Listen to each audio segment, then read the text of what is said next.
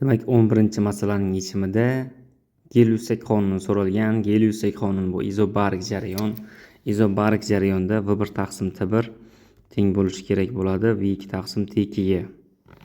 Endi mana bu grafik, ya'ni birinchi grafik shuni ifodalaydi. Ya'ni mana bu tangent alfa o'zgarmas bu yerda. Biror tangent alfa deydigan bo'lsak, ikkita uchburchak uchun ham tangent alfamiz bir xil. V taqsim T V taqsim T ga teng. Shuning uchun bu hamda mana 0 nuqtadan chiqayotgani uchun o'rinli bo'ladi. Endi hamda mana bu 4-grafikimiz ham o'rinli, ya'ni bu ham izobarik jarayonni ifodalaydi. Va bu yerda mana bu 3-grafikimiz to'g'ri. Nima uchun? Chunki e'tibor beramiz, mana gradus Selsiya turibdi bu. 546,3 273,15 ni qo'shamiz. 546,3 ga qo'shamiz 273,15 ni. Demak, 819,45 chiqyapti. Endi buni 3 ga bo'lsak, mana 273,15 chiqyapti. Ya'ni mana bu V0 da 0 turadi aslida. Gradus Selsiyadan Kelvinga o'tsak-da, 3 V0 da 3 T0 turibdi. 3 V0 da 3 ta T0 turibdi. Shuning uchun bu ham mana bu o'rtadan chiqyapti aslida Kelvinga o'tkazib olganimizda. Shuning uchun javob C javobga to'g'ri kelib qoladi.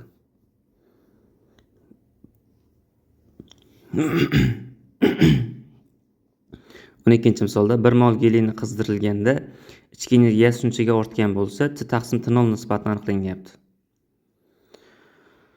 T0imiz 120 gradus Selsiya 273 ni qo'shsak 400 bo'ladi. Demak, 273 ni qo'shsak 400 bo'ladi.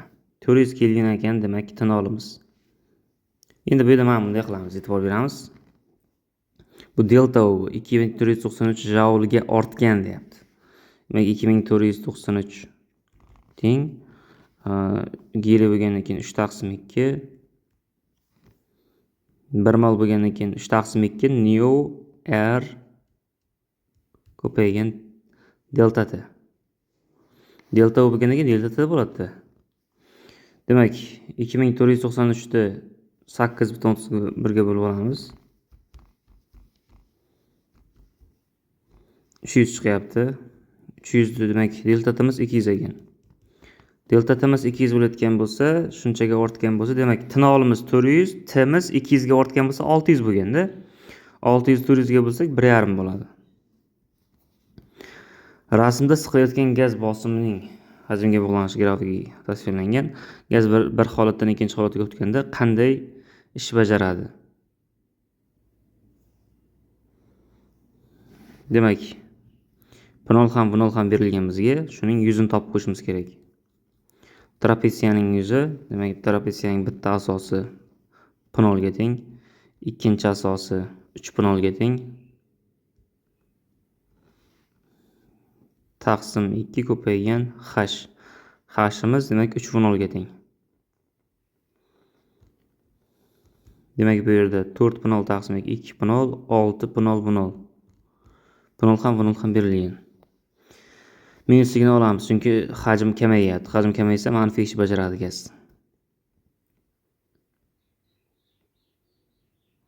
Diametrlari 1 mm va 2 mm bo'lgan shisha naylar simobli idishga tushirildi.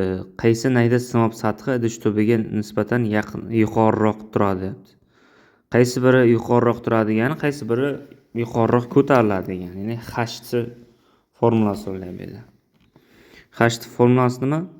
Kapillar nayda suyuqlikning ko'tarilish bandligi. H teng 2 sigma taqsim rho Gr. H teng 2 sigma taqsim rho Gr. Endi hozir bu yerda 2 sigma taqsim rho Gr, ya'ni bu yerda R, ya'ni diametri kattasini, radius katta bo'ladi. Hozir bu yerda qaysi birini diametri katta? 2 mm ligini mana. Shu 2 mm ligining diametri katta bo'lganligi uchun pastroq tushadi. Ya'ni kamroq pasayadi. E'tibor beramiz, bu yerda simob bo'lganligi uchun mana bu simobli idishga kapillar nay tushirganimizda bu pasayadi, ko'tarilmaydi. Teskarisi bilan pasayadi bu.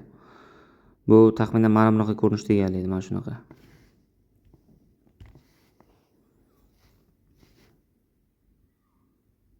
Ya'ni pasayib qoladi, ko'tarilmaydi. Juda mana pasayib qolgan qism mana delta h shu. Pasayib qolgan qism. Endi idish tubiga yaqinroq bo'ladiganini h kichikroq bo'ladi. H qancha kichkina bo'lsa, ya'ni suv kamroq pasaygan bo'ladi. Qaysi idish tubiga nisbatan yaqinroq desa, h kattasi. H kattasi idish tubiga yaqinroq bo'ladi. Endi qaysini h kattaroq bo'ladi? Mahraji kattasini. Ya'ni aytaveramiz, h kichkinasi, demak, adashib ketmagan bo'lsam, hozir boya adashmagan bo'lsam demoqchiman. Hozir adashganim yo'q. H kichkinasi, misol uchun, h kichkinasi teparoqda bo'lgandan keyin idish tubiga nisbatan yuqoriroq. Idish tubiga nisbatan yuqoriroq bo'lishi uchun mana bu h kichkina bo'lishi kerak. H kichkinasini so'rayapti xolos bizdan. H kichkina bo'lishi uchun makhraj katta bo'lishi kerak. Makhraj katta bo'lishi uchun javob ikkinchi nayda bo'ladi.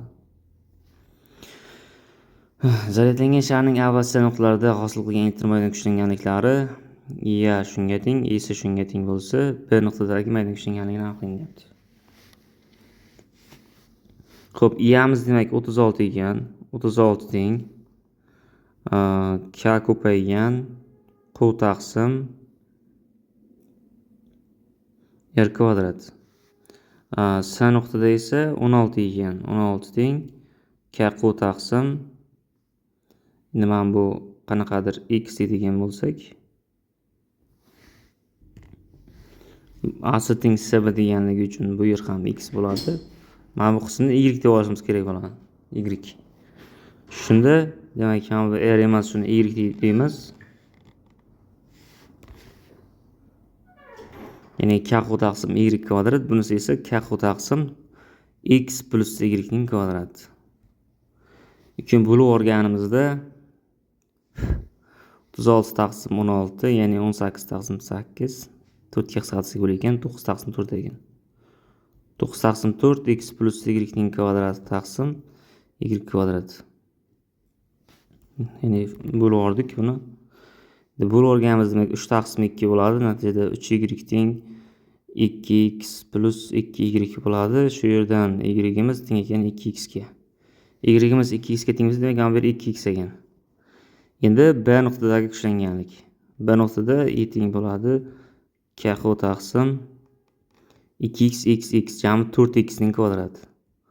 4x ning kvadrati bo'lyapti. Bu k taqsim 16x kvadrat bo'ladi. K taqsim 16x kvadrat bo'lsa, y'imiz 2x midi? Mana k taqsim 2x ning kvadrati, ya'ni k taqsim 4x kvadrat 36 midi? Demak bu 36 taqsim 4 bo'ladi. Javob 9 bo'lar ekan.